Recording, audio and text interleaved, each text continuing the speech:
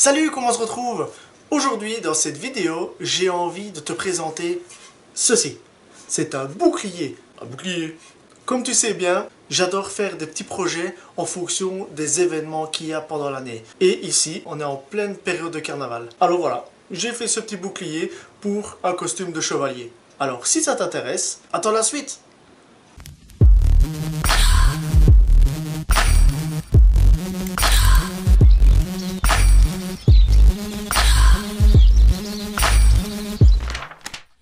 Avant de commencer, il faut déjà une base. C'est un dessin assez grand qui va représenter le bouclier en lui-même. Et pour ce, j'ai utilisé un petit logiciel. Celui qui s'y connaît en informatique, c'est un logiciel qui est inférieur à 1 MO, 1 méga. Donc c'est vraiment rikiki, ça prend vraiment pas de place sur l'ordinateur. Et j'ai découvert ça grâce à JC Workshop, donc à la limite... je te salue si tu regardes cette vidéo. Ce logiciel-là permet de faire n'importe quelle image aussi grande que tu veux. Et tout ça à base de A4. Donc c'est post-razor. Je te le mettrai juste ici. Donc ce que j'ai fait, moi j'ai pris un bouclier. Je l'ai un peu transformé sur Photoshop pour un peu avoir ce que je voulais. J'ai gardé les contours. J'ai envoyé ça sur post-razor. Je lui ai donné la taille que je voulais. Et il m'a sorti ça. Il ne reste plus qu'à découper, rassembler les 4 morceaux et j'aurai mon esquisse de bouclier. Allez, je commence.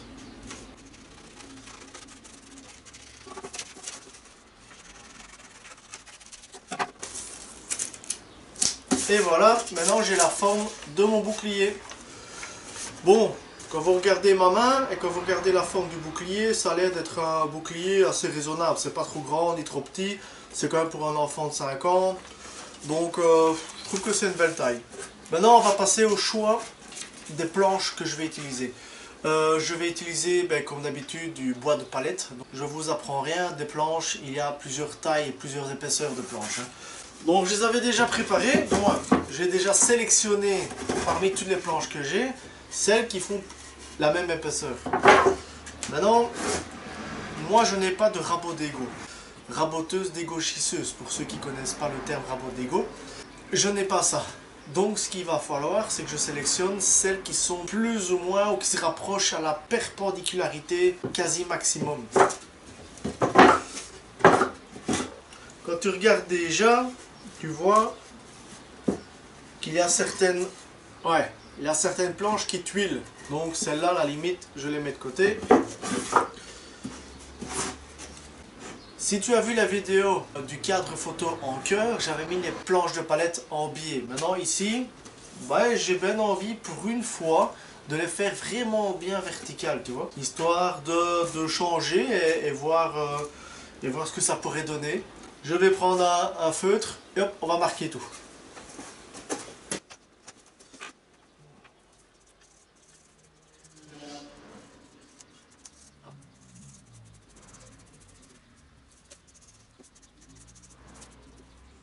Et maintenant on va passer au ponçage des surfaces ici, là, là, là et là, pour pouvoir après les coller et les serrer et que ce soit vraiment bien jointif. Je vais poncer avec une ponceuse à angle, donc le résultat sera pas tip top, mais au moins c'est toujours mieux que rien faire du tout.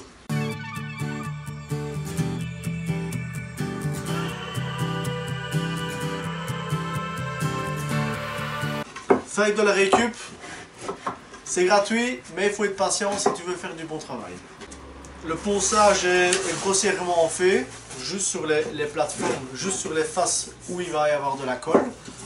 Il ne reste plus qu'à fourrer pour passer les tourbillons, mettre de la colle, passer sur le serre-joint, et je pense qu'on sera ok pour aujourd'hui.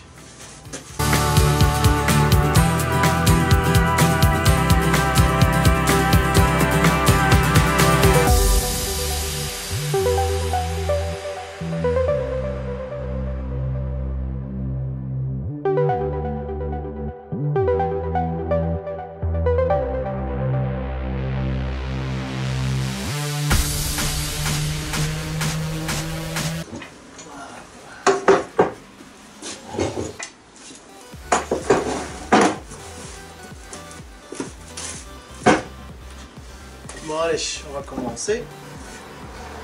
Avant, je vais déjà pré-régler ceci pour pas perdre mon temps après. Voilà. Je vais le mettre au plus près. Comme ceci. Hop. Je mets la dose. J'en ai vraiment rien à faire. Si ça déborde, vu que c'est du bois de récupération qui a été poncé brièvement sans se soucier de la planéité, je vais te dire que il faut vraiment que je mette la dose de colle.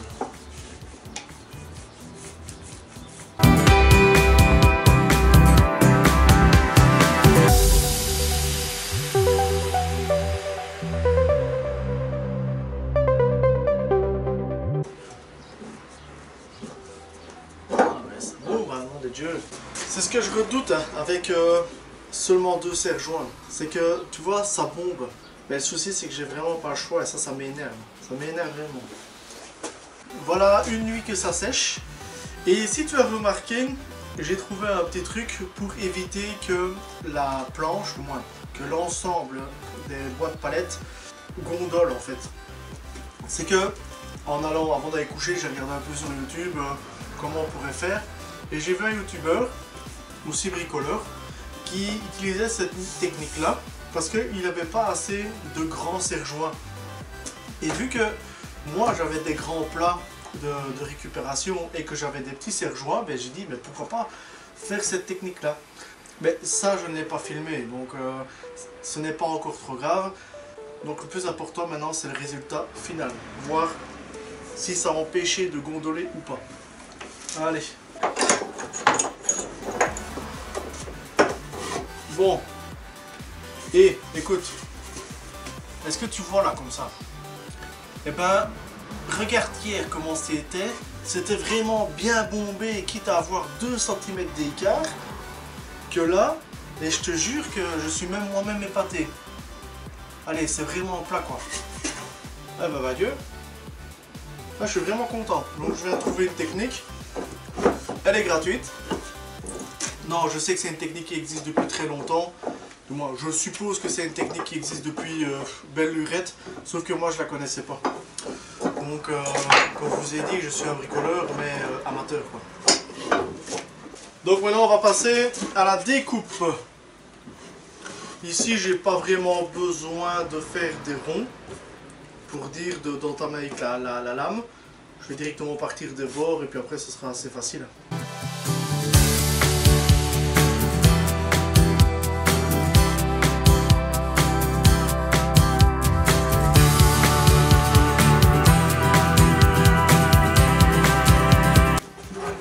Et bien voilà.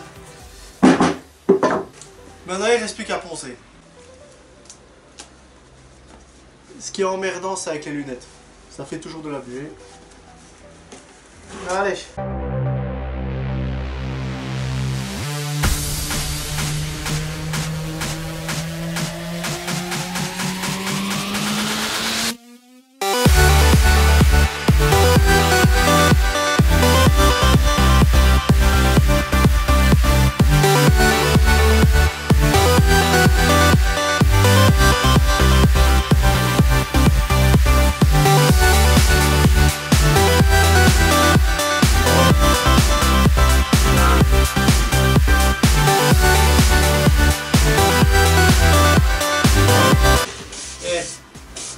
Franchement, quand tu regardes, franchement c'est une autre gueule. Hein. Là on s'en fout un peu, c'est l'arrière. Voilà, maintenant tu vois, ça je ne sais, allez, on ferait bien un test. Ce que je vais faire c'est que je vais essayer de boucher ça avec de la colle et de la sciure, pour dire de faire office de colle à bois, de pâte à bois.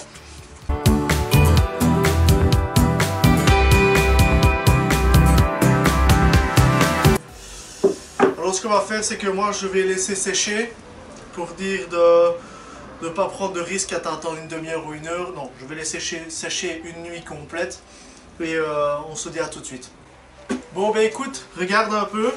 Là ça fait une nuit complète que ça a séché. Alors maintenant ce qu'on va faire c'est on va passer au ponçage et voir la gueule que ça a fini. Ok ?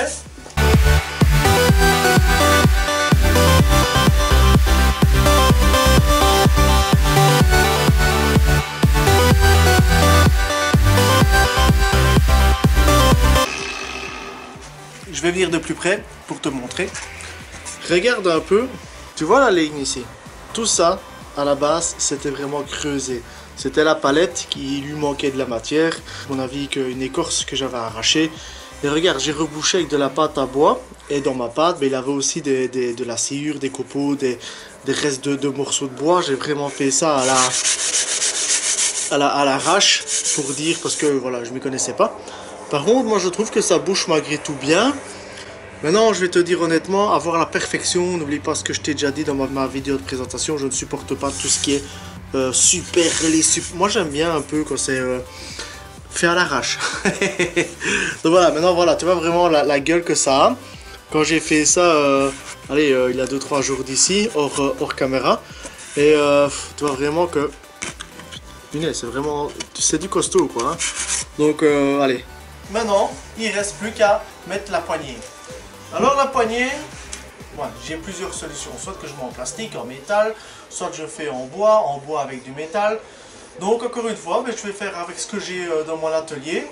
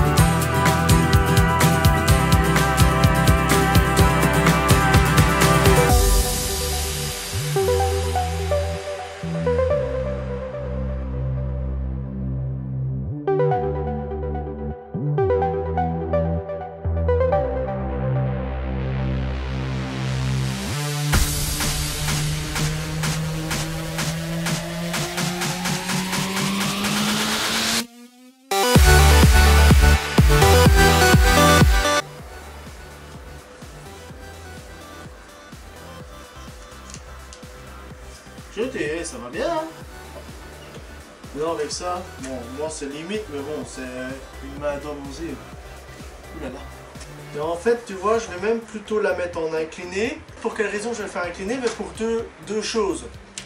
C'est que si je le fais ici, ok, ça va être dans la jonction des deux planches. Donc au niveau solidité, c'est pas fameux. Et pourquoi faire de travers? Ben, parce que quand tu regardes bien, un bouclier, quand tu le tiens comme ça, tu le tiens comme ça, tu le tiens comme ça. Ça dépend de la partie du corps, en théorie, que tu veux protéger. Ce qui veut dire que c'est beaucoup plus facile de manipulation une poignée qui est de travers, ok, que complètement verticale. Alors ce que je vais faire, tu vois, c'est tracer le contour, histoire après de faire des trous de l'autre côté pour pouvoir fixer. Voilà.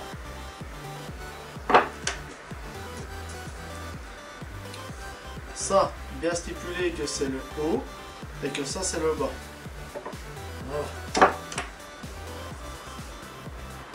Alors ce qu'on va faire maintenant, c'est qu'on va coller tout ça.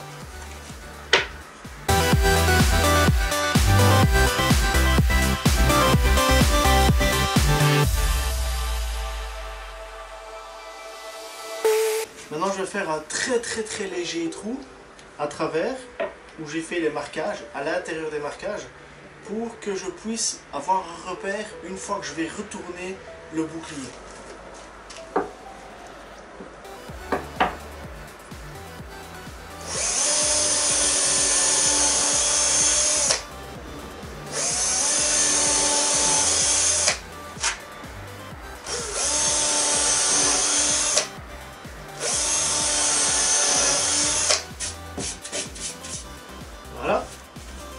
Donc, j'ai mes deux repères. Il ne reste plus qu'à choisir la bonne vis, le bon diamètre et la bonne longueur. Et ça, encore une fois, c'est dans les visseries de récupération. Finalement, j'ai des restes de vis Gyproc. Je me dis que je vais coller le manche, la poignée, et par-dessus, par en dessous, je vais revisser. Ce qui veut dire que le pas de vis, il ne doit pas rentrer énormément en fait, hein, vu qu'il y aura déjà la colle. Et la colle à bois, ça a été prouvé plus d'une fois que c'est quasi plus solide et fixation à la visserie. Donc imagine si tu as les deux, bon ben, hein. Voilà, je vais regarder maintenant à refaire un trou du bon diamètre de la vis cette fois-ci. Celui-là c'était juste un préforage pour moi identifier le trou où ça allait être.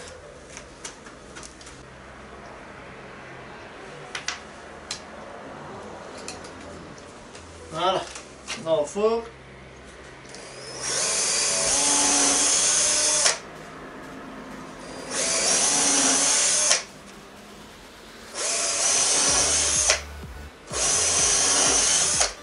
Alors voilà, ce qu'on va faire, c'est un léger fraisage. Et pour ça, encore une fois, j'ai trouvé sur Amazon plein d'embouts pour fraiser. Il suffit de choisir la bonne.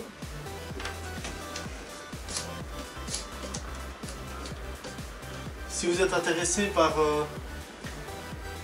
tous ces embouts, parce que c'est un pack, hein, je vous mettrai le lien dans le descriptif. Maintenant, je vous préviens, c'est un lien Amazon, je préfère le prévenir.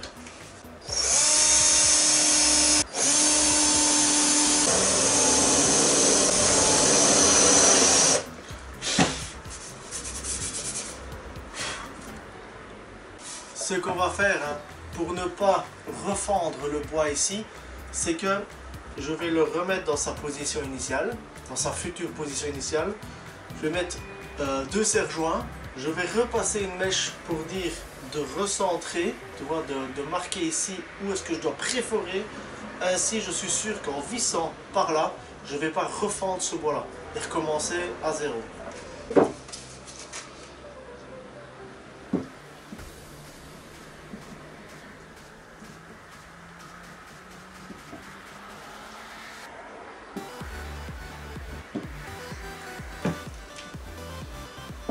Bon, ça c'est le haut, donc c'est comme ça.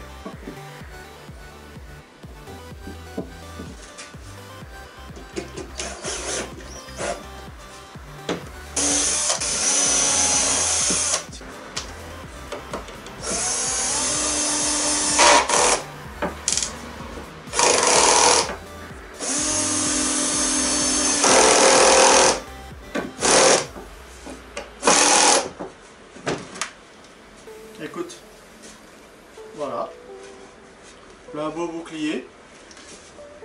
Alors maintenant ce que je vais faire, c'est que je vais ranger un peu mon bordel et puis après on se reprend après. Mais voilà, ça a séché bon, encore une fois une nuit, hein, et finalement j'ai décidé que j'allais le mettre en couleur. Et je vais le mettre en couleur à la bombe, bleu, parce que ça ira bien comme ça avec son costume qui est déjà bleu. Et pour tout ce qui est petit trou ici, ben, je ne me tracasse pas vraiment, quoi. Principalement, c'était reboucher la grande fente ici. Et je trouve que je l'ai assez bien réussi. Encore une fois, c'est une peinture que j'ai trouvée sur le site Amazon, que tout le monde connaît. C'est que, encore une fois, ben, c'est une bombe qui n'est vraiment pas chère. Et quand tu regardes les accessoires que j'ai fait pirate pour le bateau des enfants, ben la peinture, ça fait 1 an qu'elle dort, elle n'a toujours pas bougé. Donc je peux vraiment dire d'expérience que c'est vraiment une bonne peinture, quoi.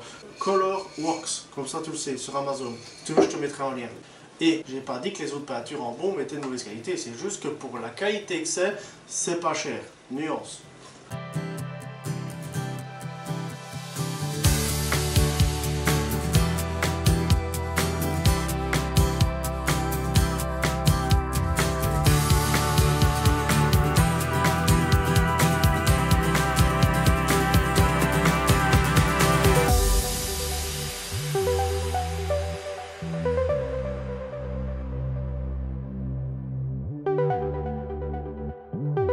Et maintenant, on va attendre que ça sèche.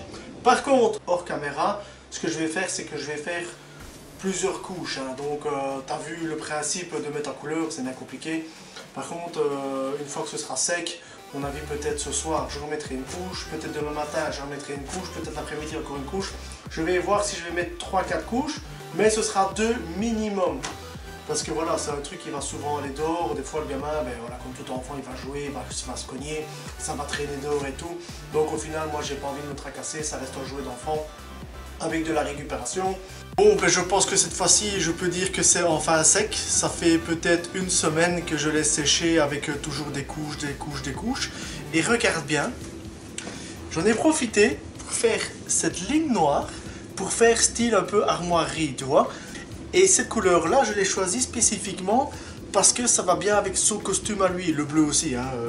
Donc en fait, ce sont des coïncidences parce que le bleu, c'est de la récup du bateau. Le noir, c'est un bricolage que j'ai fait il y a des années d'ici, c'était un reste de pot de peinture. Donc encore une fois, les 2 peintures, c'est du reste, donc ce que je n'ai pas acheté, donc on peut dire que c'est de la récupération. Moi, le principal, c'est que quand on voit ça, je trouve que... Moi, je trouve que c'est bien. Allez.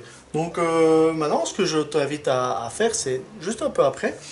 Je vais te faire 2-3 photos avec le costume et l'épée. C'est une épée en plastique qu'on a acheté au magasin, hein, donc c'est vrai que je pourrais peut-être faire une épée, peut-être plus tard. Donc voilà, donc je vais te faire 2-3 photos et tu verras la gueule que ça va avoir. Allez, tout de suite.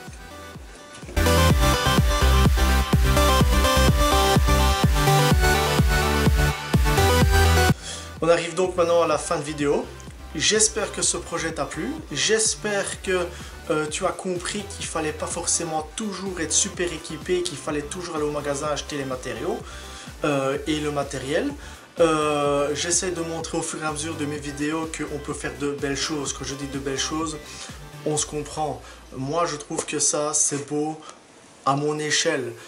Les bacs à fleurs, je trouve que c'est du costaud. Encore une fois, ça peut être beau, mais c'est à mon échelle. Le bateau, c'est à mon échelle que je trouve ça, que ça a de la gueule. Je n'oblige vraiment personne à aimer ce que je fais. Je veux juste que tu comprennes, et ça c'est le message le plus important, qu'il ne faut pas toujours être full équipé pour pouvoir faire du bricolage. Et ça c'est très important. Bref, le message, j'espère que tu l'as compris, c'est ma devise, ça fait partie de ma bannière, c'est ma personnalité, c'est mon éducation, c'est ma chaîne. Alors sur ce, j'espère que ce projet-là t'aura plu et je t'invite à faire tout ce qui est possible sur YouTube, comme d'habitude. Et je te dis à la semaine prochaine. Allez, ciao, ciao!